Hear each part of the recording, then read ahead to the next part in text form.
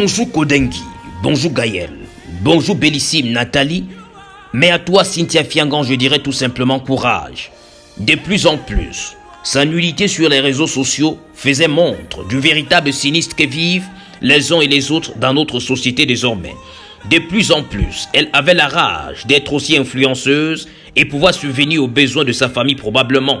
De plus en plus, la starmania l'intéressait et il fallait passer, semble-t-il, par ce moyen aussi enjoliveur, sauf que c'était sans compter sur le 1 poids 2 mesures. La journée du lundi 19 juin aura extasé toute la République comme les vidéos avec Pérolé de Fianga. Oui, la jeune Camerounaise qui depuis la Coupe d'Afrique des Nations mettait à vue toutes ses parties génitales, semble-t-il, dans le but de souhaiter la bienvenue aux étrangers, réalisait par la suite des films à la attention des jeunes, ceci est uniquement pour les grands, verra sa présence devant le procureur et sera déféré tard la nuit à la prison centrale de Konengi. Le débat va donc dans tous les sens désormais. Pour le journaliste Jean-Bruno Tanier, c'est tout simplement la conséquence de la vie délabrante que nous offre le système.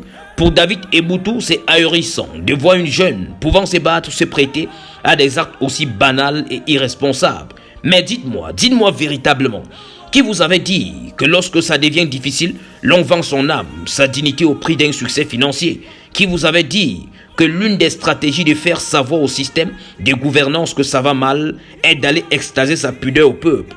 Qui vous a dit qu'elle avait donc besoin, cette jeune fille, d'aller jusque-là? Que dire de ces personnes qui n'ont nullement 4 membres comme elle?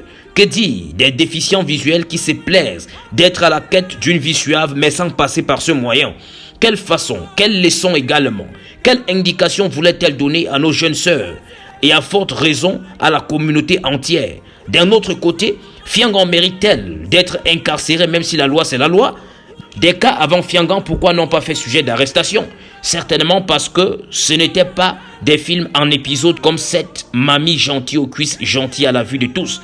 Une jeune comme celle-là qui ne témoigne que par ses gestes la frustration, la perte d'espoir, le manque d'éducation a-t-elle besoin d'être conduite à Konengi où elle ne pourra probablement que renchérir handball et être à la ressemblance de l'éminent Shakiro? Il est fond tout important que nous percevons ceci comme une goutte d'eau qui dépasse une fois de plus le vase. D'un côté, une jeunesse qui réclame l'emploi, mais se professionnalise dans la tricherie et la paresse, mais veulent que l'on danse la chanson C'est la faute à Paul Biya. Mais jamais. Une jeunesse qui croit au porte-monnaie magique qu'au travail magique. Une jeunesse qui visionne plus les nudes qu'un documentaire où l'on explique le processus d'entretien d'embauche. Une jeunesse qui vise le sommet, mais préfère dormir. Une jeunesse qui croit au hasard qu'au travail en multipliant les probabilités de gains dans les jeux au hasard. C'est Paul Biya qui installe les entreprises au pays, disent-ils. Si la jeunesse ne peut prendre conscience, alors ils croiront toujours que dans un pays de 27 millions d'habitants, les sans-emploi réaliseront désormais que des films aux cuisses en l'air. Courage Cynthia Fiangan et ta troupe, nous tous sommes Konengi, mais pas tous tes vidéos, moins encore tes nudes. Je suis Roswell Mécan, pour Roswell Chronique Hebdo, je souhaite Annecy.